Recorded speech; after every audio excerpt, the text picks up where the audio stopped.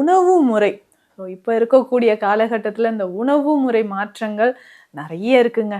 அதுவும் ஃபாஸ்ட்டா நம்ம என்ன பண்றோம், டக்குனு ரெடி ஆயி போறோமா, ஒரு 5 மினிட்ஸ்ல 2 மினிட்ஸ்ல ரெடி ஆகுற ஃபுட்ஸ் தான் எல்லாருமே விரும்பி சாப்பிடுறோம். கிட்ஸுக்கு இது எல்லாமே ஃப்ரிட்ஜில வச்சு அடிக்கடி குடுக்காதீங்க. ஒன்ஸ் நீங்க வாங்கிட்டு வந்து யூஸ் பண்ணீங்கன்னா, உடனே தூக்கி போட்டுருங்க. ஆனா இது வாங்கி யூஸ் பண்ணாம இருக்கிறதே நல்லதுன்னு நான் சொல்வேங்க. அது மாதிரி இருக்கக்கூடிய உணவுகள் என்னென்ன அப்படின்றத பார்க்கலாம். பேக்கெட்ல வாங்கிட்டு வராங்க. தயிர் வாங்கிட்டு வந்து கட் பண்ணி யூஸ் பண்ணிட்டு அப்படியே ஓப்பன்லேயே வச்சுருவாங்க. ஸோ அந்த மாதிரியும் செய்யாதீங்க. அதிகமாக இன்ஃபெக்ஷன் வர ஆரம்பிக்கும். திரும்ப 2 நாள் 3 நாள் கழிச்சு நீங்கள் அதை யூஸ் பண்ணும்போதும் ஸ்டொமக் அப்செட் ஆகி லூஸ் மோஷன் வருதுங்க, எனக்கு ஃபுட் பாய்சன் ஆகிடுச்சு, தயிர் சாதம் தான் சாப்பிட்டேன் அப்படின்னு சொன்னீங்கன்னா அதுக்கு ரீசனுமே காலகட்டத்தில் ஃப்ரிட்ஜ் இல்லாமல் இருக்கவே முடியாதுன்ற ஒரு சுச்சுவேஷனில் எல்லாருமே இருக்கும். அதை எப்படி சேஃபாக யூஸ் பண்ணுறது தான் ரொம்ப ரொம்ப முக்கியம். வீக்லி ஒன்ஸ் கம்ப்ளீட்டாக நம்ம க்ளீன் பண்ணி யூஸ் பண்ணுறது ரொம்ப ரொம்ப important. Welcome to Nitya's Varam, where ancient Siddha tradition meets modern healing. Experience the difference. வரம் நேயர்களுக்கு வணக்கம். நான் டாக்டர் நித்யா, சித்தா ஃபிசிஷியன். உணவு முறை. இப்போ இருக்கக்கூடிய காலகட்டத்தில் இந்த உணவு முறை மாற்றங்கள் நிறைய இருக்குங்க. அதுவும் ஃபாஸ்ட்டாக நம்ம என்ன பண்ணுறோம், டக்குன்னு ரெடி ஆகி போகிறோமா, ஒரு 5 மினிட்ஸில் 2 மினிட்ஸில் ரெடி ஆகிற ஃபுட்ஸ் தான் எல்லாருமே விரும்பி சாப்பிட்றோம். அது மட்டும் இல்லாமல் டேஸ்டியாக இருக்குன்ட்டு நம்ம குழந்தைகளுக்கும் அது கொடுத்துட்டு நாளடைவில் வயிறு சம்மந்தப்பட்ட பிரச்சனைகள் நிறையவே வருதுங்க. இப்போ கோடை காலம், ரொம்ப ரொம்ப கேர்ஃபுல்லாக இருக்கணுங்க. என்னென்ன உணவுகள் எப்படி சாப்பிடணும், அதுலேயும் இந்த ஃப்ரிட்ஜ் அப்படின்ற ஒரு விஷயம் இது வந்ததுக்கு அப்புறம் தான் பெரும்பாலும் நிறைய நோய்களுக்கு இது ரீசனாகவே இருக்குது. அல்சர் இருக்குது, கேஸ்ட்ரைட்டிஸ் வருது, GERD problem, acid reflux, IBS condition, constipation, இது மட்டும் இல்லாமல் உடலில் நிறைய டாக்ஸின்ஸ் சேர்றது, ஸ்கின் ப்ராப்ளம், இச்சிங் வர்றது, இந்த மாதிரி விஷயங்கள் நிறைய நம்ம சொல்லிக்கிட்டே போகலாம். ஸோ எப்போ இந்த ஃப்ரிட்ஜ் அப்படின்ற ஒரு விஷயம் நம்ம வீட்டுக்குள்ளே வந்துச்சோ, நோய்களும் நம்மளே காசு கொடுத்து வாங்கிட்டு வந்து வீட்டுக்குள்ளே வச்ச மாதிரி ஆயிடுச்சு. அதுவும் கிட்ஸ் தான் இதில் அதிகமாக பாதிக்கப்படுறாங்க. இந்த சம்மர் டைமில் கிட்ஸ் வந்து ஃப்ரிட்ஜிலேருந்து எடுத்து நிறைய சாப்பிட்டுட்டு இருப்பாங்க. இதனால அடிக்கடி ஃபீவர் வர்றதுக்கோ இல்லை கோல்டு காஃப் வர்றதுக்கோ நிறைய வாய்ப்புகள் இருக்குது. ஸோ கிட்ஸ் வந்து அடிக்கடி அவங்க சாப்பிட்ற லீவ்லாம் விட ஆரம்பிச்சிருப்பாங்க இல்லையா, இந்த டைமில் இதெல்லாம் எனக்கு பிடிக்கும், ஸோ இந்த ஜூஸ் நான் வச்சுருக்கேன், இந்த கூல்ட்ரிங்க்ஸ் வச்சுருக்கேன், இந்த ஐஸ்கிரீம் வீட்லேயே செஞ்சு நான் வச்சு சாப்பிட்டுட்ருக்கேன், இந்த மாதிரி ஃப்ரிட்ஜு கூடயே தான் இருக்கிறவங்க நிறைய பேர் நம்ம பார்த்துருக்கோம். ஆனால் இதில் ஆபத்துக்களும் நிறைய இருக்குங்க. ஸோ இந்த பாக்டீரியா தொற்று கிருமிகள் வளர்வதற்கு ஏதுவான ஒரு வாய்ப்பை நம்பவே ரெடி பண்ணி கொடுக்குற மாதிரி ஆகிடும். ஸோ கிட்ஸுக்கு இது எல்லாமே ஃப்ரிட்ஜில் வச்சு அடிக்கடி கொடுக்காதீங்க. ஒன்ஸ் நீங்கள் வாங்கிட்டு வந்து யூஸ் பண்ணிங்கன்னா உடனே தூக்கி போட்டுருங்க. ஆனால் இது வாங்கி யூஸ் பண்ணாமல் இருக்கிறதே நல்லதுன்னு நான் சொல்வேங்க. அது மாதிரி இருக்கக்கூடிய உணவுகள் என்னென்ன அப்படின்றத பார்க்கலாம். ஃபஸ்ட்டு நம்ம சொல்லக்கூடியது சாஸ் வகைகள். சாஸ் கெச்சப் அப்படின்னு நம்ம சொல்கிறோம். அதில் எவ்வளோ பிரியமாக குழந்தைகள் சாப்பிடுவாங்க. நிறைய பேர் வீடுகளில் நானே பார்த்துருக்கேன்.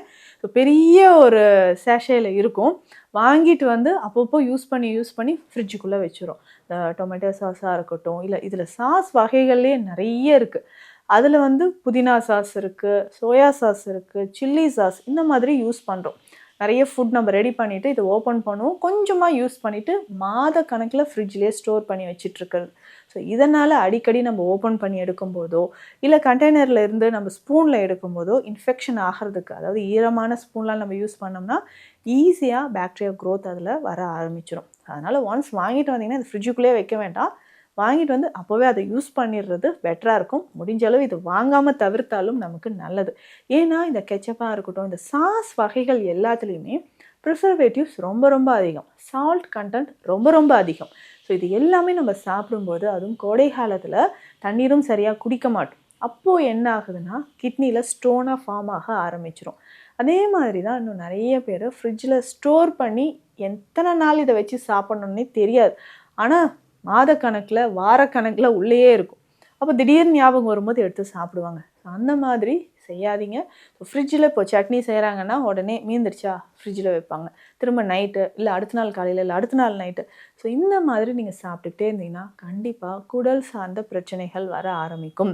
ஸோ அல்சர் பிரச்சனையோ இல்லை ஹச் பைலோரி இன்ஃபெக்ஷன் இதெல்லாம் வந்ததுன்னா நம்ம வயிற்று பகுதியில் ஜீரண சக்தி சரியாகவே ஆகாதுங்க.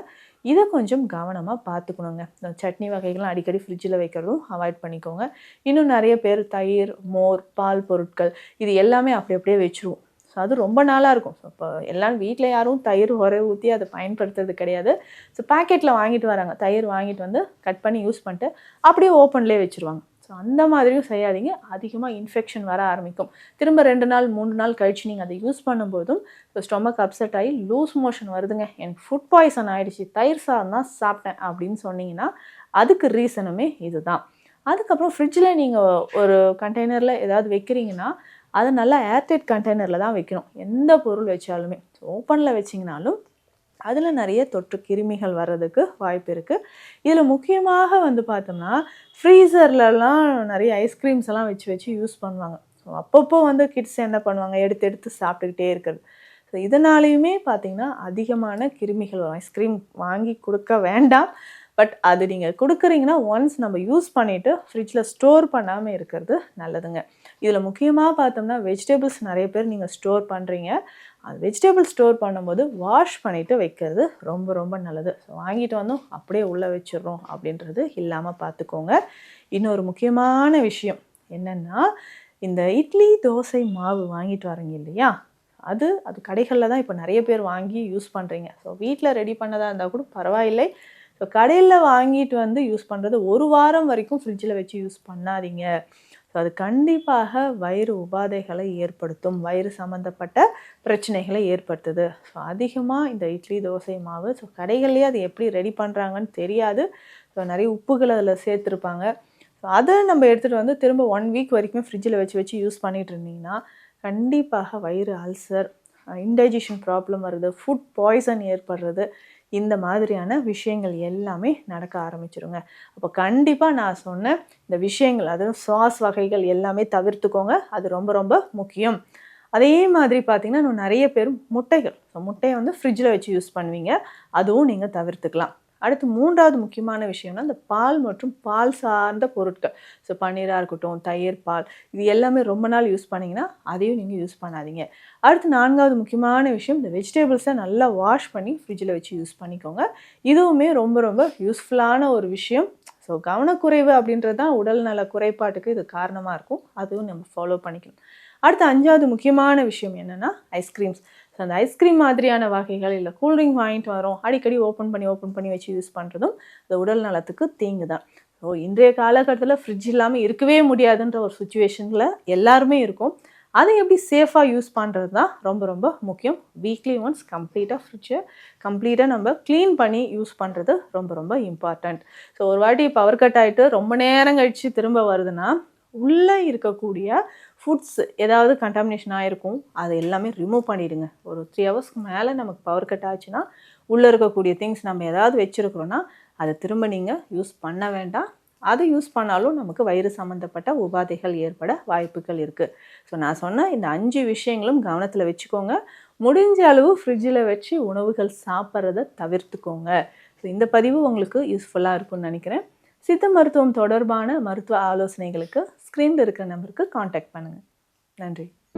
Welcome to Nitya's Varam, where ancient Siddha tradition meets modern healing.